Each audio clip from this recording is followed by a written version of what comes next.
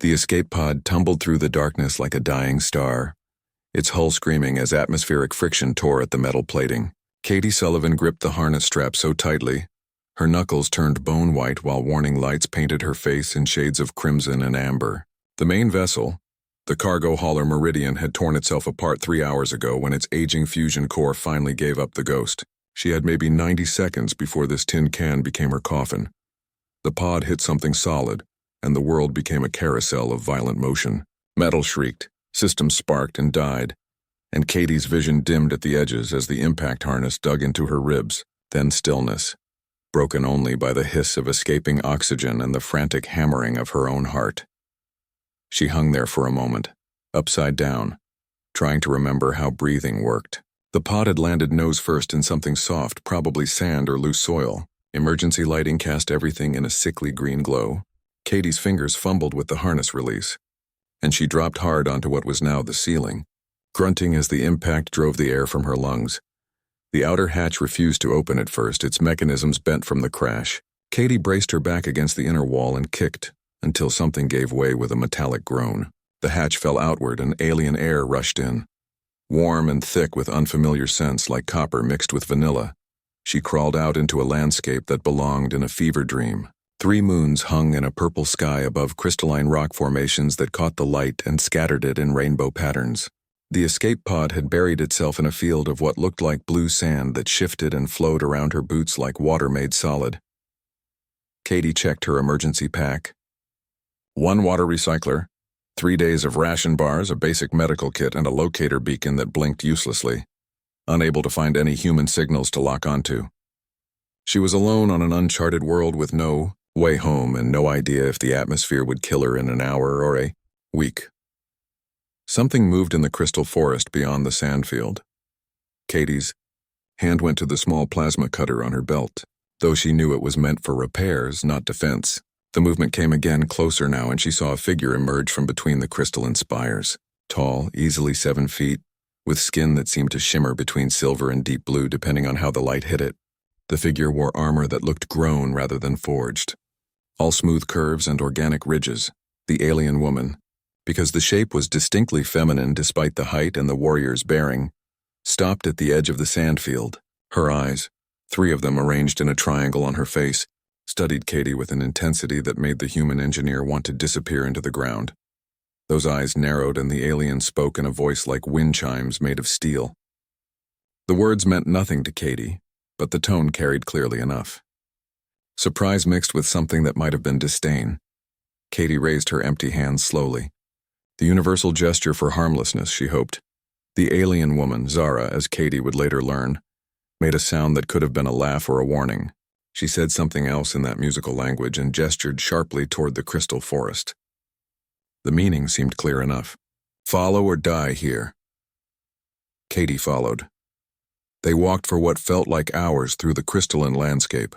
Zara moved with the fluid grace of a predator, her long legs eating up the distance while Katie struggled to keep pace. Every time the human stumbled, Zara would pause and look back with those 3 eyes, her expression unreadable but somehow conveying profound disappointment. The Valari settlement appeared suddenly, as if the crystal forest had simply decided to reveal it. Structures that looked half-built and half-grown rose from the rocky ground, their walls the same organic material as Zara's armor. Other Valari moved between the buildings, all of them tall and powerful, their skin shifting through that same spectrum of silver and blue. They stared at Katie as Zara led her through the settlement. Some looked curious, others contemptuous, and a few seemed almost frightened. Small Valari children, only about 6 feet tall, peered from doorways with all 6 of their eyes wide. Zara's home was modest by the settlement's standards, a single-story structure with walls that seemed to breathe. She gestured Katie inside and pointed to a low bench carved from what looked like solidified crystal. The message was clear. Sit and stay. Katie sat over the following days. A strange routine developed. Zara would leave each morning and return each evening, sometimes with food that Katie's scanner said was safe enough to eat. The alien woman never spoke to her directly, but Katie caught her watching sometimes. Those 3 eyes studying the human like she was a puzzle that refused to be solved. Katie used the time to explore what she could of Valari technology, or at least what Zara didn't actively prevent her from examining. The settlement's power systems fascinated her. They seemed to run on some kind of geothermal energy, channeled through crystalline matrices that served as both conduits and storage. It was elegant engineering, far more sophisticated than anything humanity had developed. On the 5th day, everything changed. Katie was examining a power junction near the settlement's edge when the ground began to shake.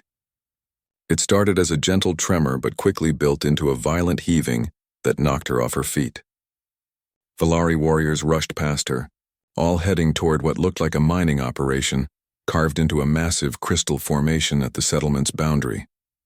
The crystal mine was collapsing. Katie ran toward the chaos without thinking, her engineer's instincts overriding common sense. Valari workers streamed out of the mine entrance while others tried to reinforce the opening with some kind of energy field that flickered and failed as quickly as they erected it. Zara was there, shouting orders in her wind chime voice. She saw Katie approach and barked something that was clearly a command to stay back. Katie ignored her and pushed forward to examine the mine entrance. The problem was obvious once she got close enough. The energy field generators were positioned wrong, creating interference patterns that canceled out their stabilizing effect instead of reinforcing it. Simple harmonics, something any first-year engineering student should know. Katie grabbed the nearest generator and started dragging it to a new position. Valari warriors stared at her like she had lost her mind, which maybe she had. Zara appeared beside her, towering and furious, clearly demanding to know what this fragile little alien thought she was doing. Katie pointed at the generators, then at the entrance, then drew a quick diagram in the dust. Zara's 3 eyes went wide, and suddenly she was shouting orders again, her warriors moving to reposition the other generators according to Katie's diagram. The energy field snapped into place properly this time, stable and strong, holding back the collapsing crystal. A cheer went up from the Valari, but it died quickly when someone realized that 3 workers were still inside. Zara grabbed a breathing mask and started toward the entrance.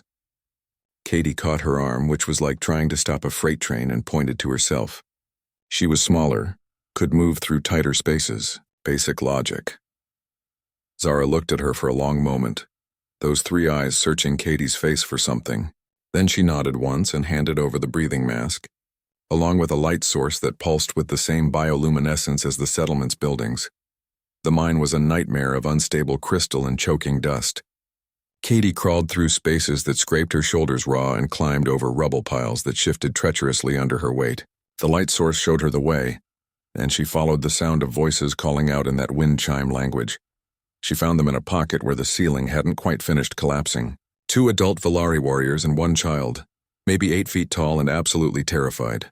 One of the adults was pinned under a crystal beam that had to weigh several tons. Katie studied the situation with the cold focus that had made her such a good engineer. The beam couldn't be lifted, not by her and probably not by all 3 of them together. But it could be cut. The plasma cutter on her belt wasn't designed for this, but tools could be improvised. She worked the cutter like a surgeon, burning through the crystal in careful sections to relieve the pressure without causing more collapse.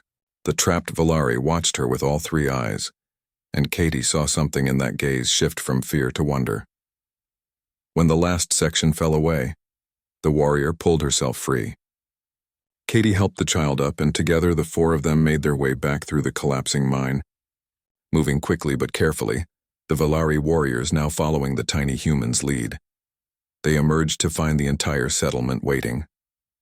Zara stood at the front, her expression unreadable until she saw the child with them.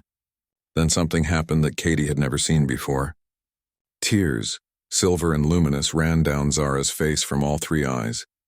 The child ran to Zara, and the warrior woman caught her up in an embrace that looked like it could break bones. Zara's eyes met Katie's over the child's head, and the human saw a gratitude there that transcended language.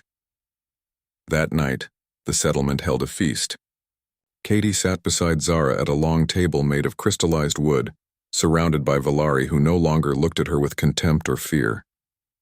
They touched her shoulders as they passed, a gesture she learned meant respect among their people.